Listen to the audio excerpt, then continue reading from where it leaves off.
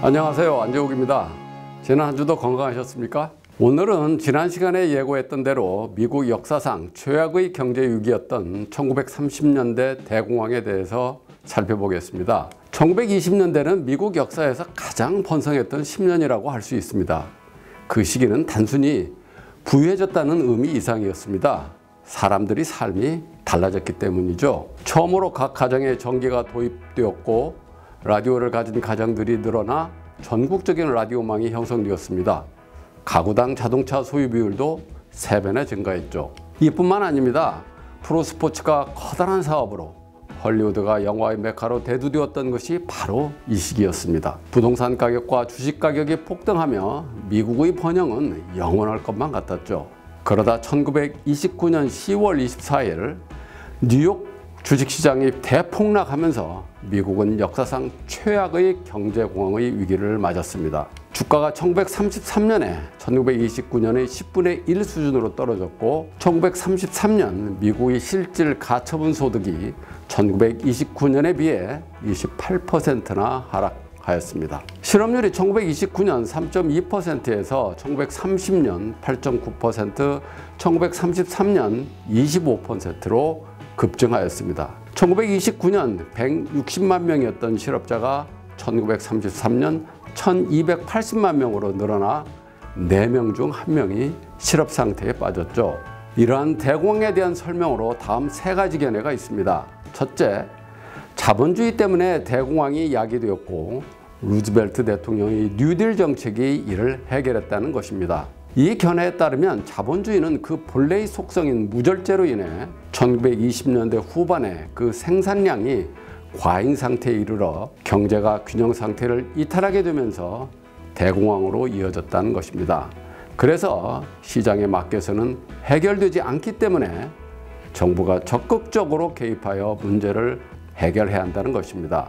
그것이 바로 루즈벨트 대통령의 뉴딜 정책이었고 뉴딜 정책으로 경제가 회복되기 시작하였다는 것입니다. 그리고 대공황으로부터 미국을 구한 것은 제2차 세계대전 동안의 대규모 적자 지출이었다는 것입니다. 케인즈 경제학을 추종하는 케인지언들이 대체로 이 견해를 따릅니다. 둘째, 미국 중앙은행인 연방준비 페드가 1930년 초에 통화정책을 잘못 실시하여 악화되었다는 것입니다. 통화주의 학파를 중심으로 많은 경제학자들이 이에 동의하고 있습니다. 사실 1929년 주식시장이 폭락하고 경제가 후퇴하자 미국 연준은 할인율을 사상 최저로 낮췄습니다. 그러나 1929년부터 1933년까지 통화량이 실질적으로 3분의 1이나 줄었습니다.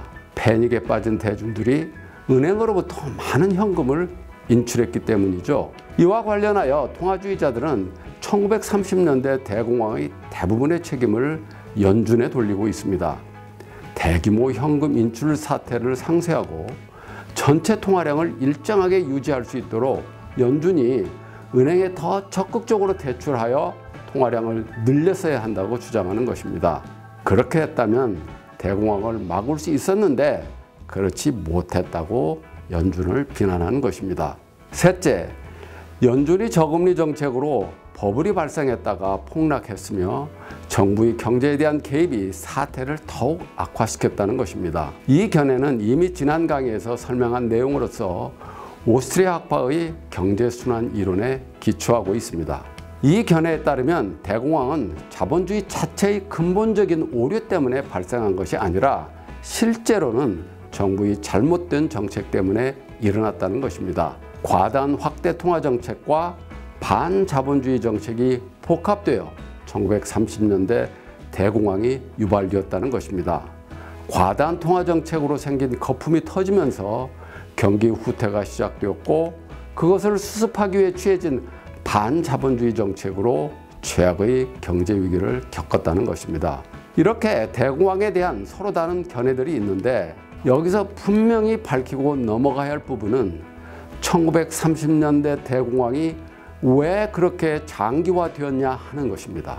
케인지언들은 자신들이 제시했던 해결책이 시행되지 않았더라면 1930년대 사태가 더욱 악화되었을 것이라고 주장합니다.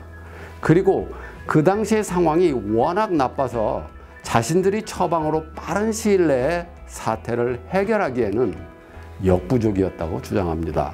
한편 통화주의자들은 앞에서 설명한 대로 연준이 돈을 충분히 풀지 않아서 장기화되었다고 주장하는 것입니다.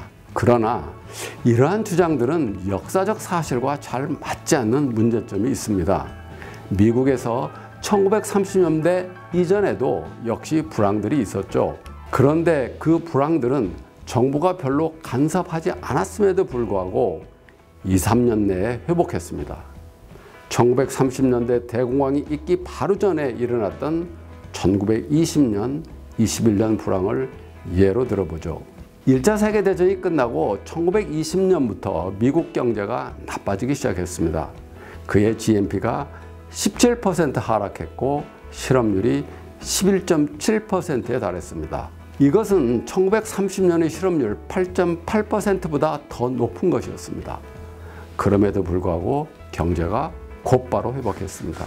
1921년 여름부터 경기가 회복되면서 실업률이 6.7%로 떨어졌고 1923년 실업률은 2.4%에 불과했습니다. 케인즈연이나 통화주의 처방에 따른 것도 아니었습니다. 오히려 그 반대였죠. 하딩 정부는 경기 부양책 대신에 1920년에서 22년 기간 동안 정부 예산을 절반 이상 삭감했습니다. 국가 부채도 3분의 1이나 줄였습니다. 통화 측면에서 뉴욕 연준은 1920년 6월까지 할인율을 사상 최고인 7%로 올렸습니다.